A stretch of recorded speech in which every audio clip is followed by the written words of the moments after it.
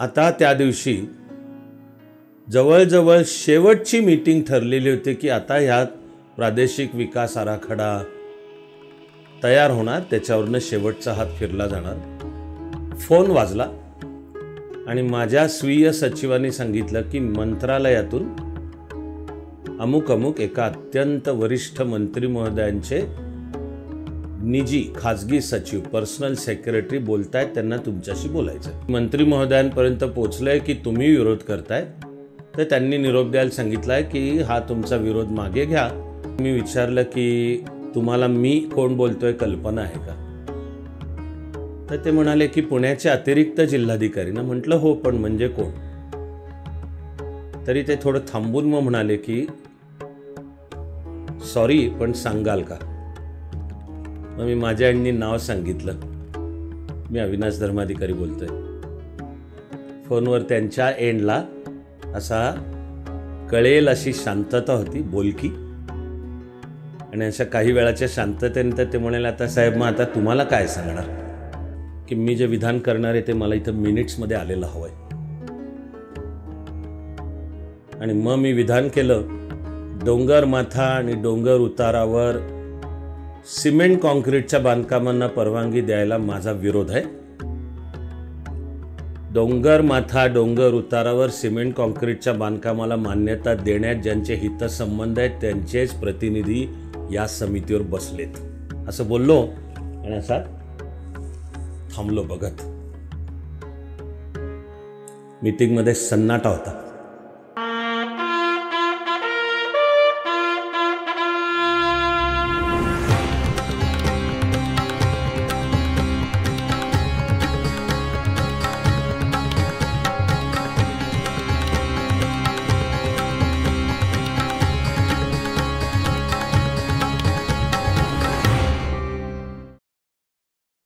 कामाची वेळ सकाळचे 10 म्हणजे 9:55. ही अंगी आपोआपच बांधलेली, त्याला शिस्त म्हणा, त्याला सवय म्हणा, मुख्य म्हणजे त्यामधला विलक्षण आनंद. तसा 9:55ला माझ्या कार्यालयामध्ये पोचून एकीकडे काही फायलींचं काम करत होतो. 11 वाजता विभागीय आयुक्त म्हणजे माझे त्यावेळचे वरिष्ठ डिव्हिजनल कमिशनर, त्यांच्या कार्यालयात एक मीटिंग ठरलेली होती. आणि ती मीटिंग होती पुणे शहर आणि जिल्ह्याचा प्रादेशिक विकास आराखडा, रिजनल डेव्हलपमेंट प्लॅन. हा कायद्यानुसार असतो. तो कायद्यानुसार म्हणजे स्टॅच्युटरी, त्यामुळे त्याच्या मीटिंगमध्ये कोण सदस्य उपस्थित राहायचे त्याची पण एक कायद्याची शिस्त आहे. त्यामध्ये मी पुण्याचा अतिरिक्त जिल्हाधिकारी या नात्याने पदसिद्ध सदस्य होतो, एक्स ऑफिशियो. आणि प्रादेशिक विकास आराखडा तयार करण्यासाठी मीटिंगा होतात. त्याचं विषयांचं सूत्रसंचालन करत असतात संचालक नगर विकास, डायरेक्टर टाउन प्लॅनिंग. आणि एकानंतर एक मीटिंग होत. आता त्या दिवशी जवळजवळ शेवटची मीटिंग ठरलेली होती की आता ह्यात प्रादेशिक विकास आराखडा तयार होणार, त्याच्यावरनं शेवटचा हात फिरला जाणार.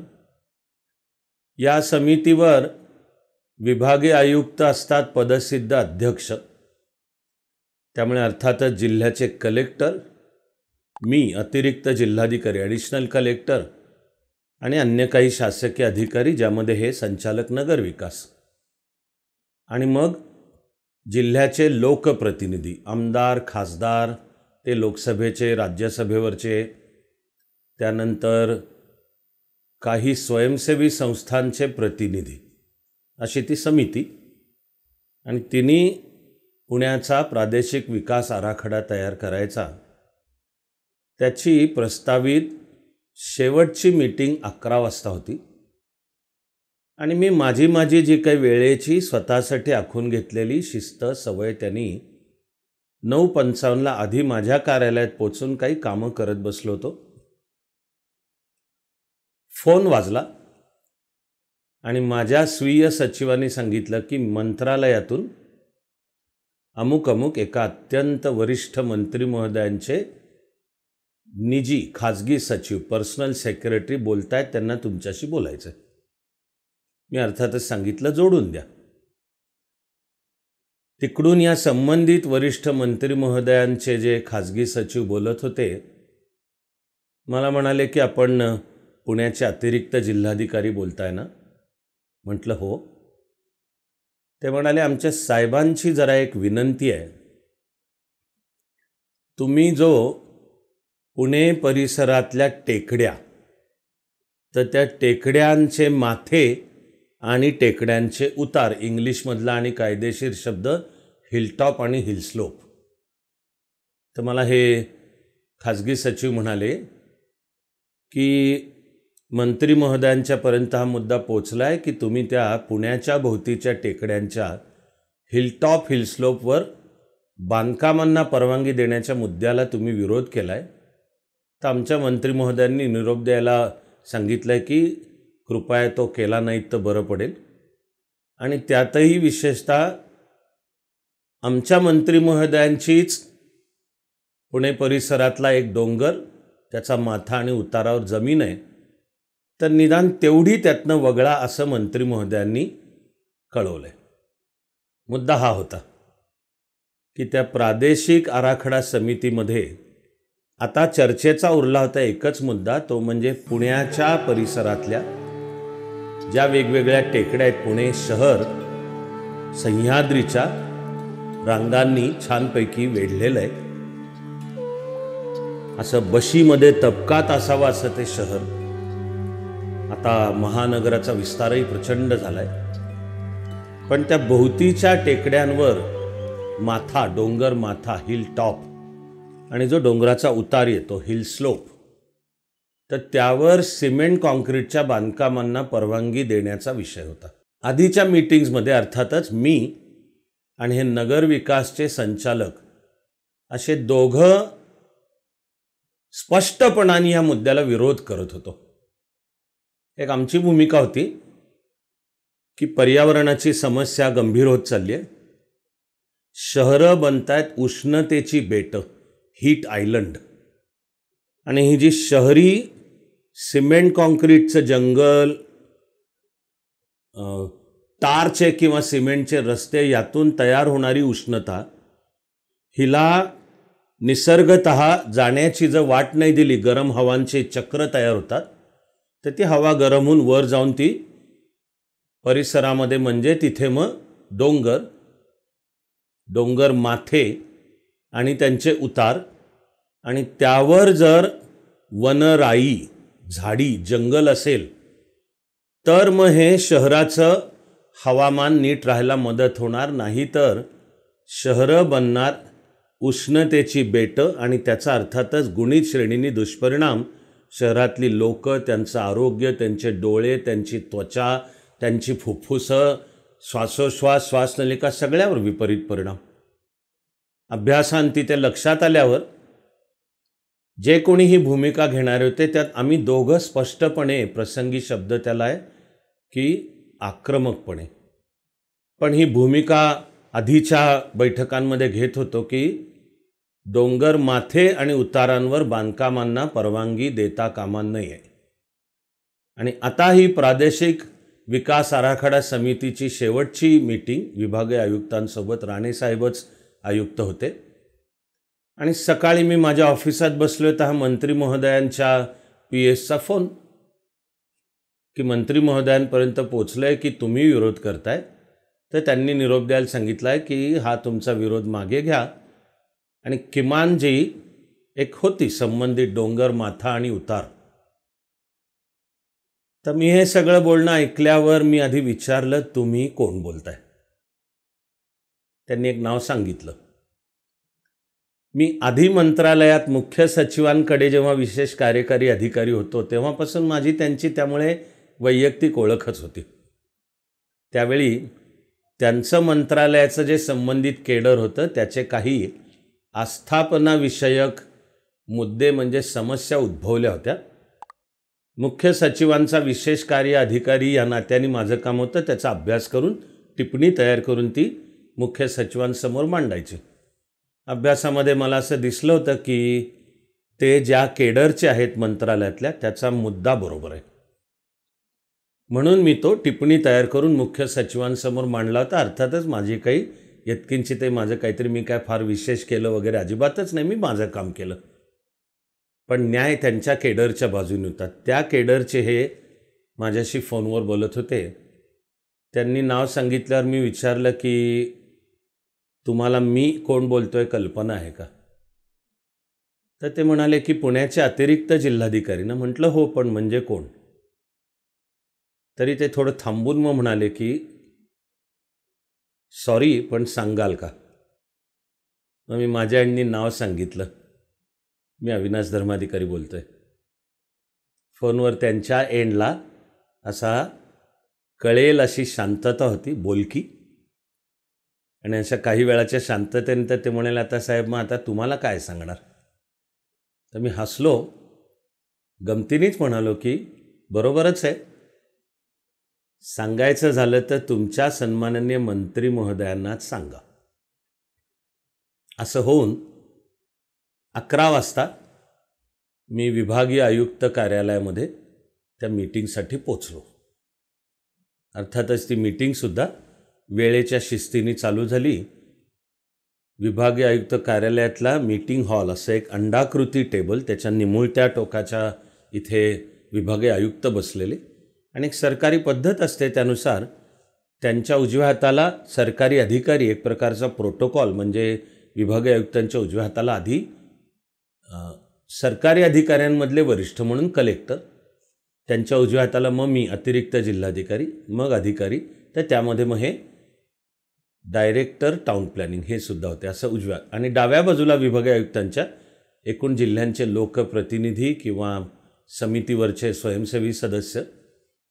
ही मीटिंग कायद्याच्या कलमांनुसार असल्यामुळे त्याचे मिनिट्स, त्याची नोंद पण ठेवली जाते. ते सर्व रेकॉर्डमध्ये येतं, त्याचं लेखी येतं. आणि नंतरच्या मीटिंगमध्ये ते मिनिट्स कायम करणे म्हणतात त्याला, ॲप्रूव्ह, मान्य करावे लागतात. आणि पुढे तो अर्थातच आवश्यक कायदेशीर पुरावा आहे. या खास सरकारी एकूण शिस्त आणि प्रोटोकॉलमध्ये ती मीटिंग चालू झाली. मीटिंगचा विषय मांडणारे या नात्याने हे संचालक नगर विकास यांनी तो मुद्दा मांडायला सुरुवात केली.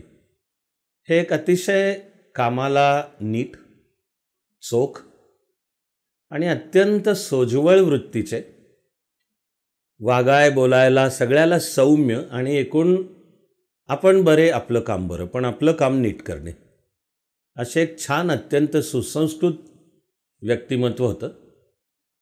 त्यांनी आधीच्या मीटिंगची मिनिट्स ती मीटिंग समोर ठेवून की तिला मान्यता द्यावी, रीतसर मिळाली मान्यता. आता आजच्या मीटिंगचा आता विषय होता की हे डोंगर, माथा आणि उतारांवर सिमेंट कॉन्क्रीटच्या बांधकामांना परवानगी द्यावी का?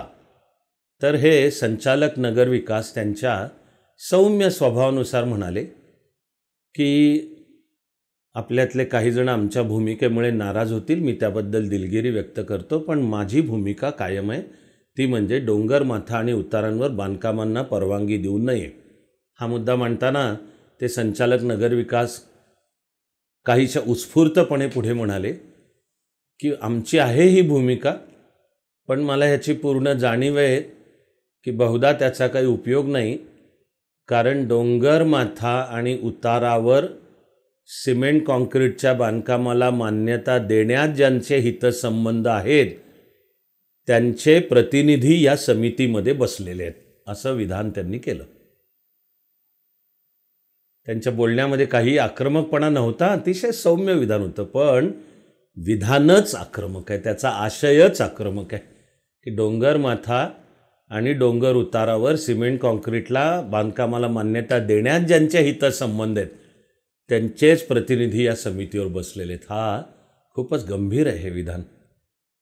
ते ऐकलं मात्र समोरच्या टेबलवर असलेले जे वेगवेगळे लोकप्रतिनिधी, आमदार, खासदार, स्वयंसेवी संस्थांचे सगळे चिडले, संतापले प्रचंड.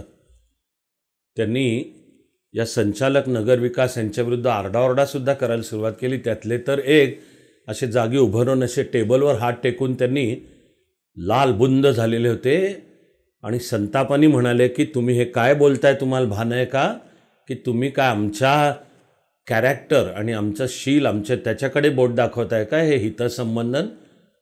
असा राग व्यक्त झाला. हे जे सौम्य प्रकृतीचे होते संचालक नगरसेवक ते खूप बचावात्मक पावित्र्यामध्ये गेले. ते म्हणाले की मी क्षमा मागतो, मीटिंग सुरू करण्याकरता हा विषय मांडाला होता, आजचा तेवढाच विषय, पण माझ्या विधानाने कोणी दुखावले असले तर मी क्षमा मागतो, माझं विधान मागे घेतो. आणि त्यांनी तिकडे त्या मीटिंगची मिनिट्स तयार करायला, नोट्स घ्यायला जो एक अधिकारी बसला असतो त्यांच्याकडे वळून म्हणले की हे वाक्य तुम्ही तिथे लिहिलं असलं तर कृपया ते कामकाजातून काढून टाका.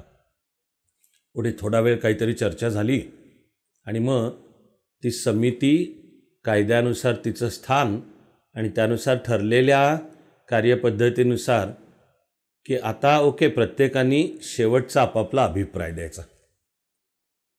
आणि मग सन्माननीय विभागीय आयुक्तांच्या असं डाव्या बाजूनी म्हणजे प्रथम लोकप्रतिनिधी इत्यादी आणि एकामागून एक म्हणत गेले की डोंगर माथा आणि उतारावर मान्यता देण्यात यावी, मान्यता देण्यात यावी, मान्यता देण्यात यावी. म्हणजे थोडं चित्र तयार व्हायला लागलं की समितीमध्ये प्रचंड बहुमत होतं आहे डोंगर माथा आणि उतारावर मान्यता देण्यात यावी या मुद्द्याची. पण त्याची विभागीय आयुक्तांच्या डावीकडनं सुरू झालेलं एक प्रकारचं मतदान ते वळून जेव्हा तिकडे त्या संचालक नगरविकास यांच्यापर्यंत आलं ते तसा जीवाचा हिय्या करून म्हणले कृपा करून नाराज होऊ नका, पण आता आपण मत व्यक्त करतो तर माझं मत अजून कायम आहे की डोंगर माथा डोंगर उतारावर मान्यता देण्यात येऊ नये. करत करत माझी वेळ आली.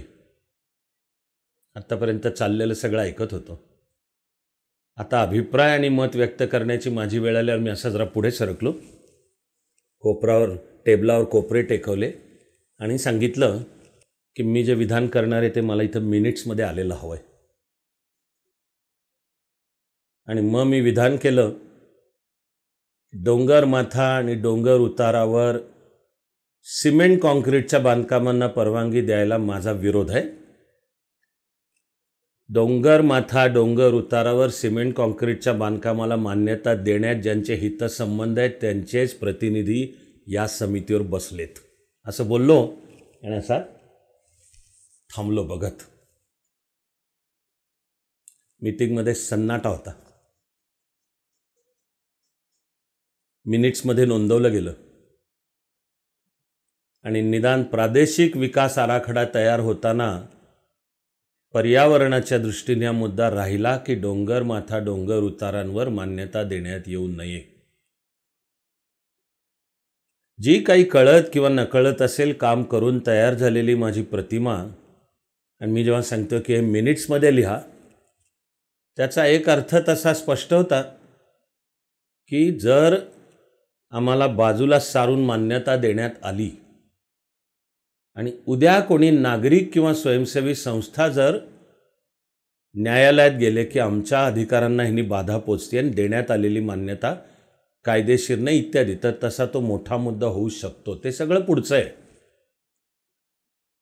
पण शहर, त्याचं पर्यावरण, त्याचा श्वासोश्वास नीट चालला पाहिजे यासाठी डोंगर माथे आणि उतारांवर सिमेंट कॉन्क्रीटच्या बांधकामांना नाही मान्यता, खरी व्हायला पाहिजे तिथे उलट वनराई, असं भान ठेवून आम्ही काही एक भूमिका मांडली. आनंदाची गोष्ट म्हणजे अंतिमतः ती मान्य झाली आणि पर्यावरणाचा मुद्दा लक्षात घेता एक कार्यकर्ता अधिकारी म्हणून मलाही काही खारीचा वाटा उचलता आला, त्याचा आनंद आहे.